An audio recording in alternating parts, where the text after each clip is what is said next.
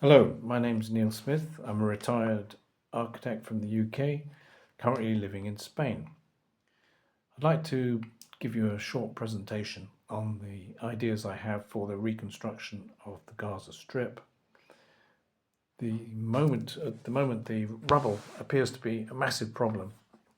However, my idea is to use the rubble as a resource and to speed up the whole process of creating cleared land. The principle is, as you see below, is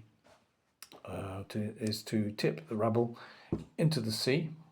Sea's on the left, and this would create immediately flat land for the temporary shelters, and at the same time harbour walls. To explain harbour walls, this in plan is the scheme that I'm envisaging.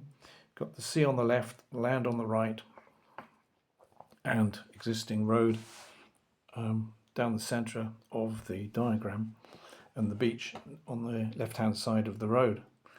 The piers will be built out from the road and connected to the road, and there will be two of them with a space in between for houseboats, which I'll explain in a moment.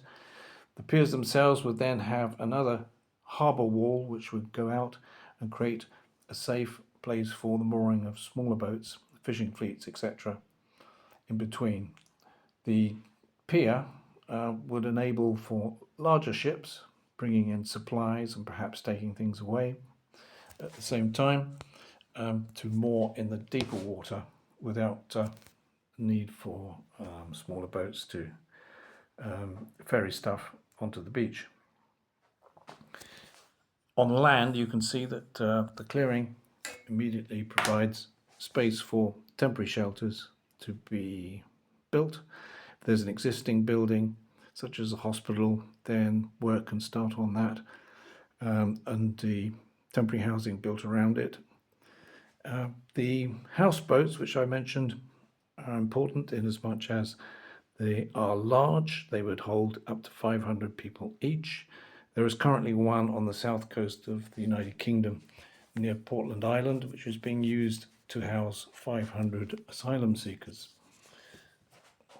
Looking further away, higher up, so to speak, you can see that I envisage these piers being built along the entire length of the Gaza Strip in order to provide the large number of spaces for people to live.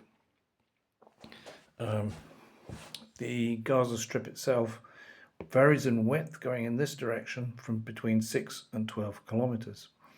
As the temporary buildings are no longer needed and permanent buildings are being built, these can include the public services such as desalination plants, waste disposal, schools, hospitals, shops, leisure and government. The all-important numbers I show here. The Gaza Strip itself is 40 kilometers in length, which would allow for 40 piers, each P-shape being 1 kilometer wide. The population is currently estimated at 2.2 million, with 25% of the houses still existing, and no doubt people will be glad to move into their old houses and flats. But it would still leave 1.65 million people in need of housing. The plan, therefore, would require each pier to house 41,250 people. With the large houseboats holding 500 people each, we would need 40 of those to provide accommodation for 20,000 people. With the houses along the pier, or flats along each harbour wall, not the pier, then each one would take 20 people, maybe a couple of families, and that would provide 10,000 spaces. The old cruise ships or small boats would bring an unknown number of spaces, but let's say for the sake of argument it's 1,250 in order to bring us to 31,250 spaces. We should remember that there are still temporary shelters on land which would build up to provide accommodation for, say, 10,000 people, which means we would reach our target of 41,250 people per pier and the land opposite.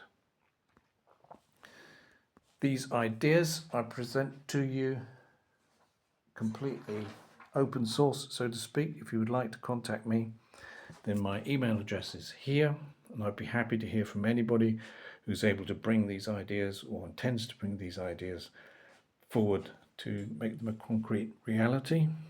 And I'd be happy to speak to you. Finally, a summary of the phases which I envisage this happening.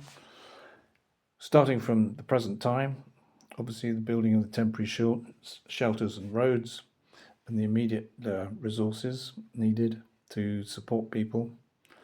Phase 2 would, I envisage, beginning after 2 years, building out the piers, completing those and clearing the land. Phase 3, after 5 years, we would begin to see central public buildings, banks, shops, hospitals functioning. Phase 4, year 10, would be closing the temporary shelters and building new high quality houses and public spaces and public buildings.